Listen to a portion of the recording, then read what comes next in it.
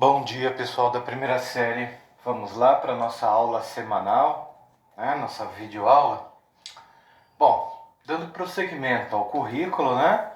A aula da semana passada nós terminamos falando a respeito da duas novas noções, né? Duas novas definições de física na área da dinâmica, né?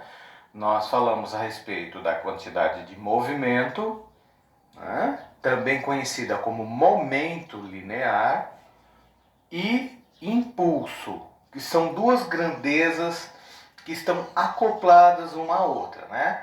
Nós vimos que a quantidade de movimento, ela é uma das maneiras de você medir a inércia de um corpo, né?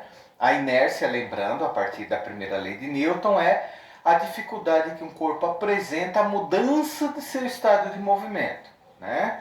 A inércia estática, parada, é dada pela massa do corpo, né?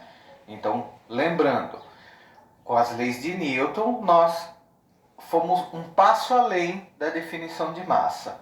Massa era a quantidade de matéria e, além disso, é a resistência, dificuldade que o corpo apresenta a mudar o seu movimento, seu estado de movimento.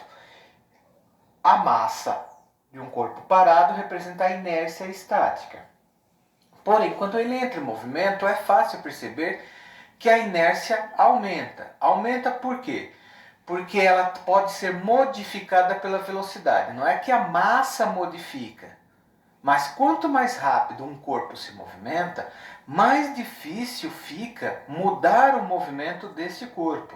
Tá? É fácil perceber isso. Fazer uma curva a uma velocidade de 20 km por hora é bem diferente de fazer a mesma curva a uma velocidade de 100 km por hora. Ou seja, mudar a trajetória vai ficando cada vez mais difícil conforme aumenta a velocidade. Tá? Então isso aqui representa essa quantidade de movimento.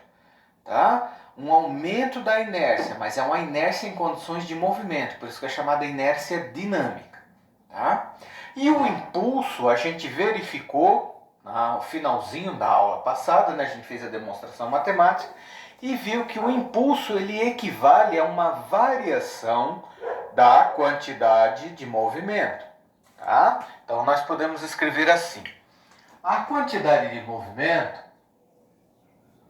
tá, simbolizado pela letra Q, ela é igual à massa de um material, de um corpo, multiplicado pela sua velocidade.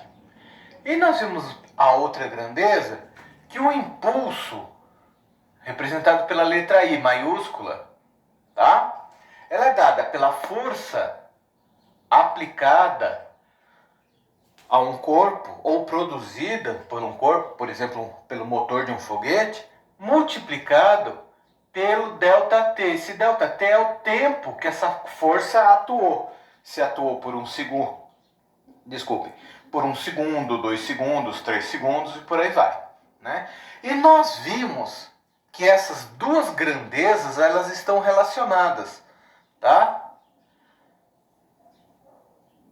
O impulso, na realidade, representa uma variação da quantidade de movimento. Ou seja, a quantidade de movimento final menos a quantidade de movimento em uma condição inicial. Tá? O que nós temos projetado para hoje, né? Programados para hoje, né? Nós vamos pegar e ver um pouquinho desses assuntos aqui com relação àqueles exercícios resolvidos que constam do resumo 04 que foi enviado para vocês há mais de um mês atrás. Tá? A gente passou antes das férias e não chegou a discutir, ainda estávamos naquele período que não sabíamos exatamente como que as coisas andariam. Né? Então eu passei para vocês antes das férias, mas não cheguei a explicar adequadamente.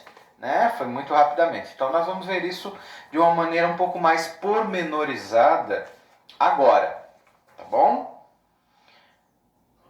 Então, devido às condições do meu celular aqui, eu tenho que fazer vídeos pequenininhos, no máximo 10, 12 minutos, né? Mais do que isso a gente tem que pegar e começar a cortar. Então eu vou fazer uma série de pequenos vídeos, um para cada exemplo, tá bom? Esse é o nosso vídeo de número 1, e aí eu vou colocar os nossos exemplos logo em seguida, tá bom? Então vamos acompanhando. É absolutamente necessário que vocês acompanhem essas aulas, leiam os vídeos, tentem reproduzir a resolução dos exercícios em casa, assistam às aulas do Centro de Mídias da Secretaria de Educação de São Paulo, tá? E mantenham contato comigo para irem resolvendo suas dúvidas, tá, gente? É absolutamente essencial. Só de assistir eu acho difícil aprender. A gente tem que ter aquele momento de conversa, de bate-papo. Então eu preciso que vocês entrem em contato comigo, tá bom? Nada de ficar parado. Em algum momento nós vamos retomar as aulas presenciais, tá? E não dá para vocês ficarem parados e quererem de repente aprender tudo quando a gente retornar. Não haverá tempo hábil. Há necessidade que você tenha uma disciplina de estudo em casa, tá? Até o próximo vídeo.